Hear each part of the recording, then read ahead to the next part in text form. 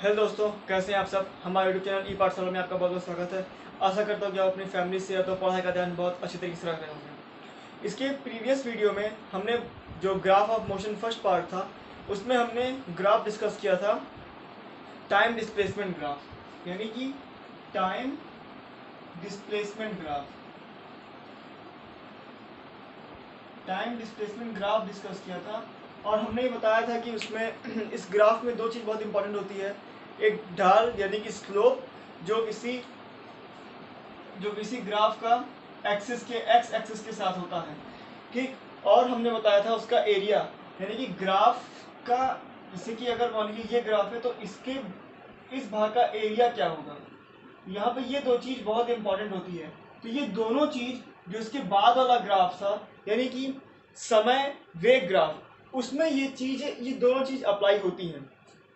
तो आज हम पढ़ेंगे, आज इस जो दूसरा और तीसरा पोर्शन बचा है उन दोनों को हटा देंगे, उन दोनों को हम खत्म कर देंगे, क्योंकि जो पहला पोर्शन था वही इंपॉर्टेंट था, क्योंकि उसी को आपको समझना था। उसमें जितने भी चीज़ें थी, जितने भी ग्राफ के पार्ट थे, रिजल्ट थे, वो सब अगर आप एक बार समझ लेंगे तो उसी पार्ट्स को ले करके आगे बताया गया है। जैसे इसमें है, अगर हम जो है टाइम वेलोसिटी ग्राफ जो है उसमें अगर हम उसमें से चार चीज़ों को भी समझ लेते हैं तो जो टाइम एक्सेलरेशन ग्राफ आएगा, यानी कि जो समय त्वरण ग्राफ आएगा, उसमें हमको खाली ये समझना रहेगा कि उसमें स्लोप और एरिया क्या बताता है। बाकी का डिस्कशन जो है वो सेम एज इट इज इसी ग्राफ के अकॉर्डिंग चलेगा। तो आज हम बात करते हैं टाइम वेलोसिटी ग्राफ या समय वेग ग्राफ की।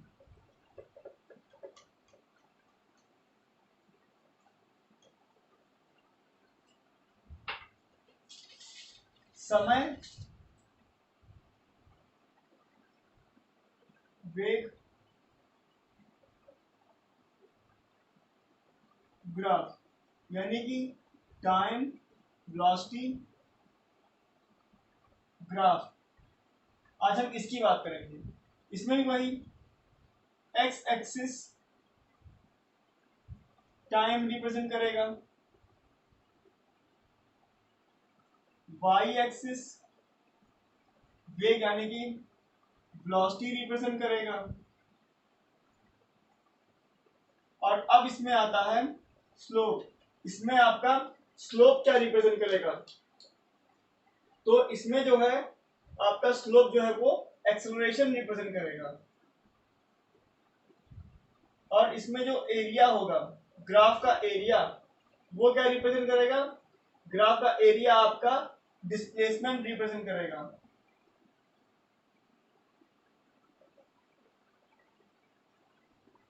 डिस्प्लेसमेंट या डिस्टेंस रिप्रेजेंट करेगा। जैसे मान लीजिए कि ये कोई ग्राफ है, ये है इसका वाई एक्सिस, ये है एक्स एक्सिस, यानी कि ये है टाइम एक्सिस, और ये है वेलोसिटी एक्सिस, ठीक। तो अब अगर जैसे मान लीजिए यहाँ पे कोई डिस्टेंस है, यहाँ पे कोई जो वेग है उसको हमने नाम दिया v1, और यहाँ पे कोई वेग है उसको हमने नाम दिया v2। तो इससे करस्पॉन्डिंग ये पॉइंट हो गया और ये पॉइंट हो गया, और यहाँ पे जो टाइम है उसको हमने t1 और t2 नाम दिया।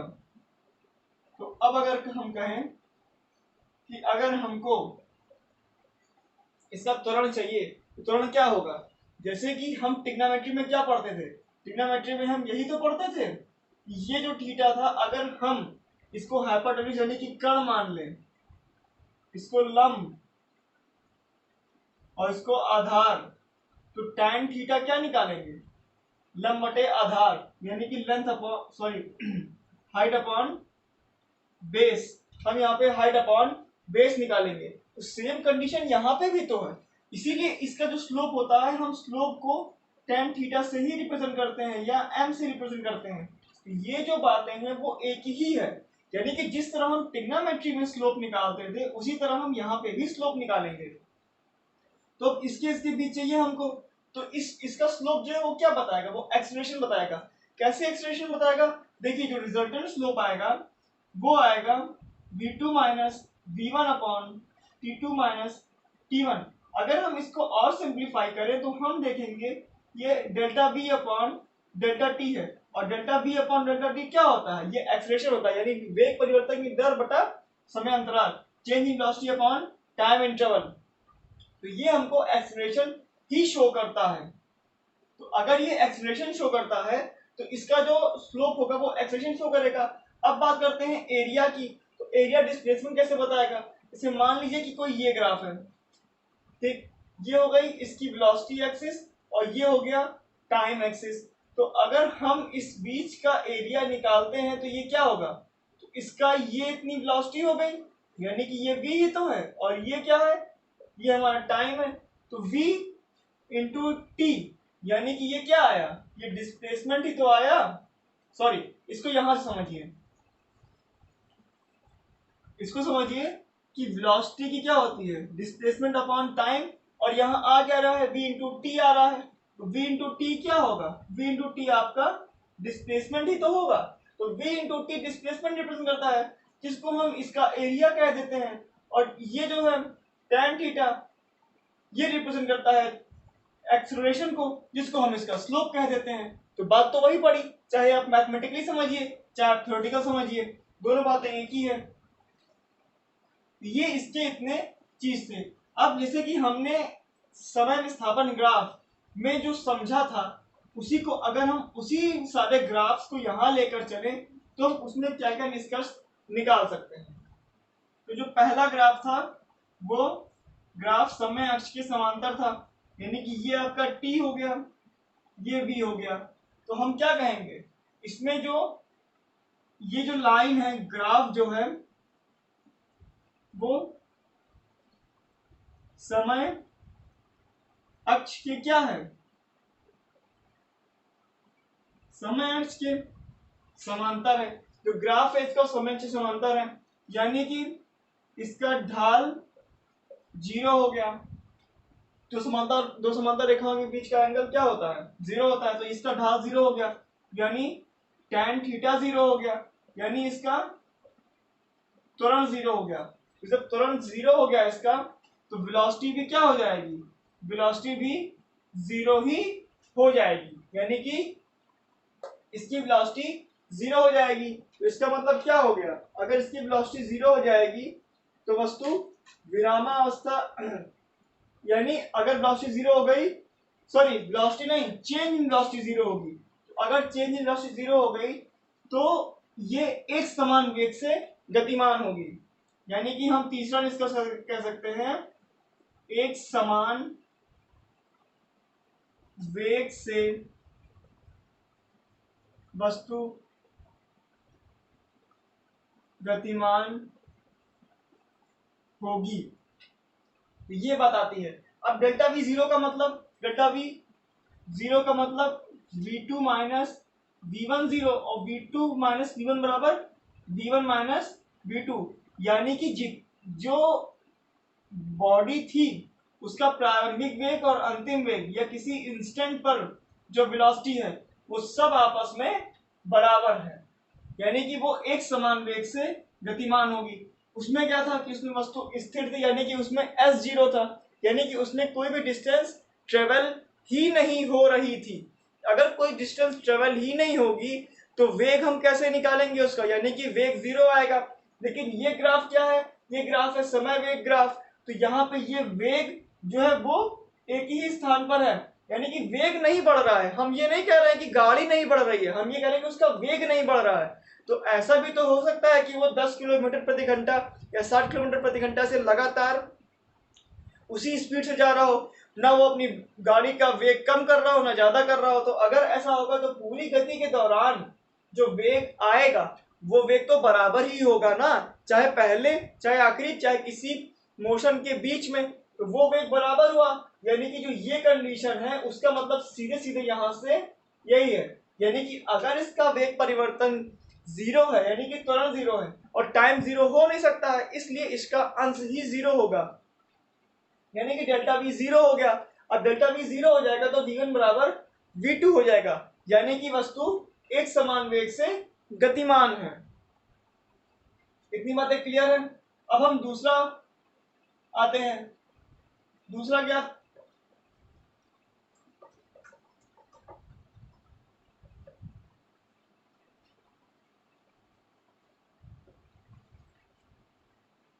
अब इसका दूसरे ग्राफ पे आते हैं। दूसरा ग्राफ क्या था, सिंपली वो इस तरीके था। ये हो गया आपका एक्स एक्सिस, ये हो गया वाई एक्सिस, ये समय और ये हो गया वेग। तो अब यहाँ क्या कहेंगे, यहाँ पे एक्स एक्सिस से इसका कुछ कोण बन रहा है। अगर एक्स एक्सिस से इसका कुछ कोण बन रहा है तो क्या कहेंगे कि रेखा का जो ढाल है, जैसे कि यहाँ पे जो थीटा है वो यहाँ पे भी है, वही यहाँ पे भी है, तो अगर आगे ले जाएंगे तो वही यहाँ पे भी होगा। यानी कि जो इसका ढाल है वो एक्स एक्सिस से समान है। तो ढाल समान है। अब अगर ढाल समान है तो इसका मतलब क्या हुआ, तो जो इसका वेग है वो एक समान दर से बढ़ रहा है। यानी कि जो वेग है, वेग वो एक समान दर से बढ़ रहा है। और वहां पे एक और ग्राफ बताया गया था जो इसी का ऐसे था ये। तो इन दोनों ग्राफ का मतलब यही होगा कि वेग जो है वो एक समान दर से बढ़ रहा है, इसका मतलब यही होगा। अब अगला देख लेते हैं। अगला ग्राफ कौन सा था, इसमें पहला ये था, दूसरा ये था, तीसरा ये था। अब जो अगला ग्राफ था वो टेढ़ा मेढ़ा ग्राफ था, यानी कि उसको हम ये रिप्रेजेंट कर ले रहे हैं इस तरीके से। ये हो गई हमारी टाइम एक्सिस, ये हो गई वेलोसिटी एक्सिस। तो इसमें तो जो ढाल है वो बदल रहा है, यानी ढाल परिवर्ती है, चेंजिंग है।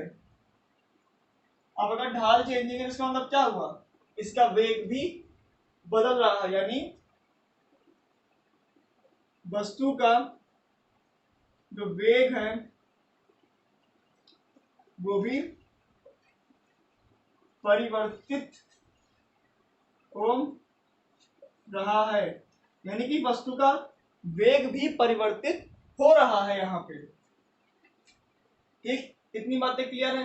यही चीज हम उसमें समझे थे, उसी ग्राफ को हम इसमें समझ रहे हैं। बस वहां पे जो वाई एक्सिस थी वो डिस्प्लेसमेंट को शो करती थी, यहाँ पे जो वाई एक्सिस है वो वेग को शो कर रही है। अब अगर हम इसी अगले बात पे आते हैं, अपने अगले टॉपिक पे, तो अगला जो टॉपिक है वो है समय त्वरण ग्राफ, यानी कि टाइम एक्सेलरेशन ग्राफ। इसमें क्या होगा, इसमें भी जो वाई एक्सिस होगा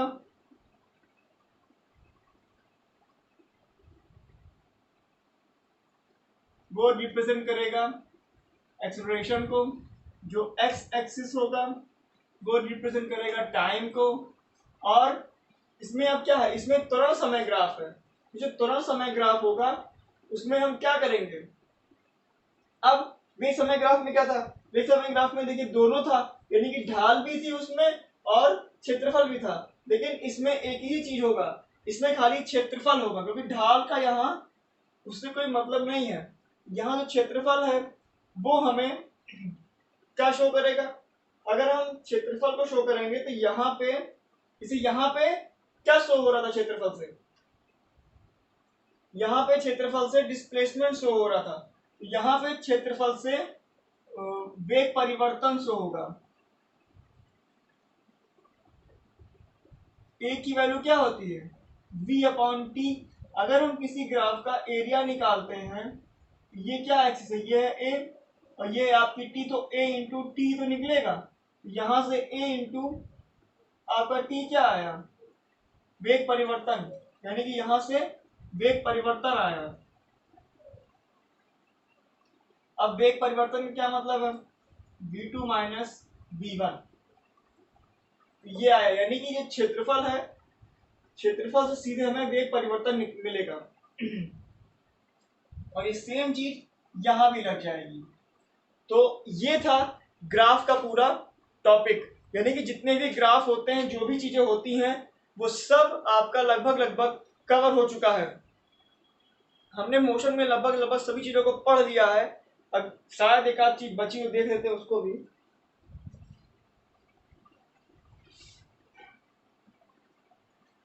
हाँ, एक चीज मुझसे छूट गई है कि गति के समीकरण में जो हमने गति के समीकरण बताए थे उसमें से एक टॉपिक रह गया है, हम उसको डिस्कस कर ले रहे हैं।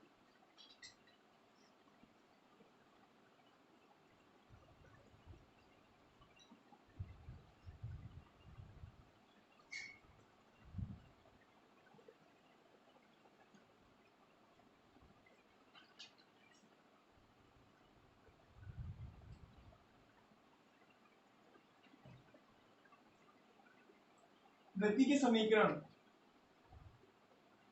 Equation of motion. हमने इसमें क्या बात की थी? हमने कहा था कि गति के 3 समीकरण होते हैं।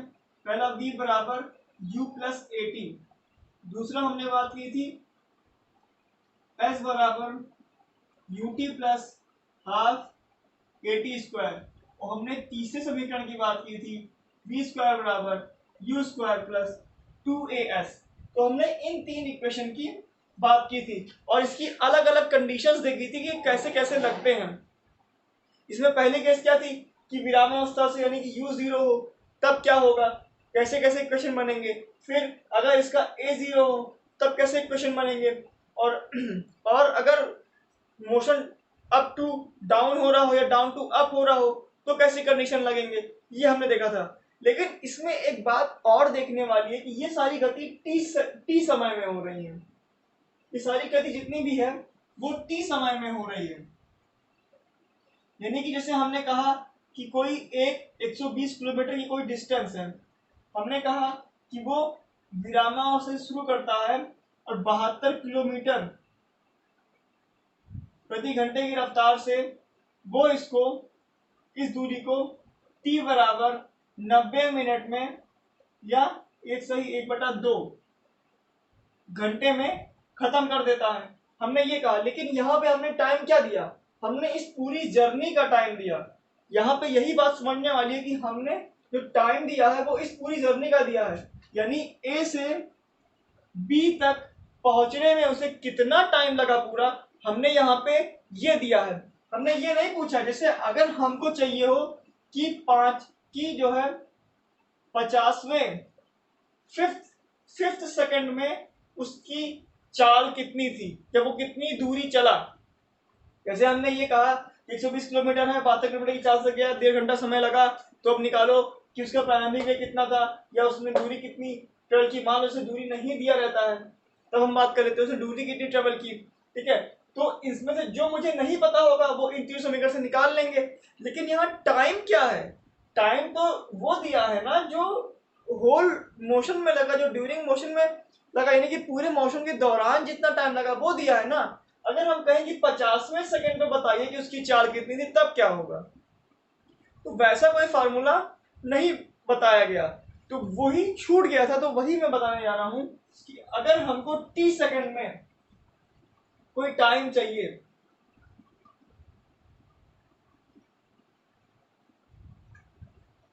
ठीक है, अगर हमको टीवें सेकंड में कोई टाइम चाहिए तो उसको कैसे बताएंगे?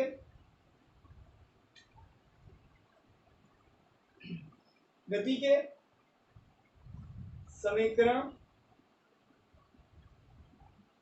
हाँ ठीक है। तो टीवें सेकंड में चली गई, टीवें सेकंड में चली गई दूरी,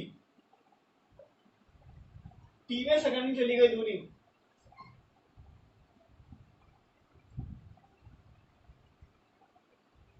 डिस्प्लेसमेंट या distance travel in teeth second. तो इसके लिए जो आएगा उसे हम डिनोट करेंगे S1 से, और इसका फॉर्मूला होता है U plus half A 2t-1, U plus half A 2t-1, इसका फार्मूला ये होता है। आपने 30 सेकंड के लिए तो फार्मूले देखे, क्या देखे? U बराबर V बराबर U plus A T, S बराबर UT plus half A T square और वी स्क्वायर बराबर यू स्क्वायर प्लस 2as। आपने ये सारे फार्मूले देखे टी सेकंड के लिए, लेकिन टीवें सेकंड के लिए जो फार्मूले चाहिए थे वो इससे मिलता है। अब ये आता कैसे है? जैसे हमको टीवें सेकंड में फार्मूले चाहिए, तो हम क्या करेंगे कि हमें टी सेकंड का फार्मूला पता है, ठीक। जैसे कि हम कहें कि 10 सेकंड वाला फार्मूला चाहिए, तो ये इन तीनों में से कोई भी लगा लेंगे, ठीक है। मेरी दूरी के लिए मान लीजिए अगर हमको चाहिए तो हमने ये लगाया। अब हम कहें कि हमको 9 सेकंड में फार्मूला चाहिए 9 सेकंड के लिए, तो यहाँ पे t बराबर 9 रख देंगे और हमको फार्मूला मिल जाएगा। लेकिन हम कहें कि 9वें और 10वें यानी 9वें सेकंड के बाद और 10वें सेकंड के पहले का जो फार्मूला है यानी 9वें सेकंड पर, ये क्या है? ये 9 सेकंड तक है, यानी 0 से 9 सेकंड तक। ये क्या है? 0 से 10 सेकंड तक। तो अगर 0 से 9 सेकंड में से 0 से 10 सेकंड माइनस डिफरेंस कर लें तो क्या बचेगा? हमको 9वें सेकंड पर फार्मूला मिल जाएगा। तो वही मैं कह रहा हूं कि अगर हमको 30 सेकंड का फार्मूला पता हो और हमको t-1 सेकंड का फार्मूला पता हो, तो हम इन दोनों के बीच का जो गैप है उसका फार्मूला निकाल लेंगे यहां से। तो हम पहले इसमें t सेकंड का फार्मूला रखते हैं और उसके बाद उसमें t-1 सेकंड का फार्मूला रख करके आपस में घटा देते हैं, तो हमको यही मिलेगा, ये फार्मूला मिलेगा। अब इसको लगाएंगे कैसे? जैसे हमसे कहता है कि किसी गति में 9वें सेकंड पर दूरी बताइए कि वह कितनी दूरी पर था, तो 9वें सेकंड पर दूरी, यहाँ पे t की वैल्यू पुट करेंगे, a दिया होगा वो, और अगर a नहीं दिया होगा तो b माइनस यू से निकाल लेंगे और s1 की वैल्यू आ जाएगी। s1 डिनोट होता है tवें सेकंड में चली गई दूरी, यानी displacement distance travel in t second. तो ये था आपका मोशन का पूरा लेक्चर। इसमें अगर कुछ छूट गया हो तो वो मुझे कमेंट करके आप बता सकते हैं। बाकी मैंने लगभग सभी चीज़ों को कवर किया है। अगर कोई टॉपिक नहीं समझ में आया है, कोई टॉपिक छूट गया है, तो आप उसको कमेंट सेक्शन में बता सकते हैं। इस वीडियो को लाइक कर दीजिएगा, शेयर कर दीजिएगा, इस चैनल को सब्सक्राइब कर दीजिएगा ताकि ऐसे ही आपको वीडियो मिलती रहे और आपकी पढ़ाई लगातार चलती रहे। तो आज के लिए इतना ही। धन्यवाद। जय हिंद, जय भारत।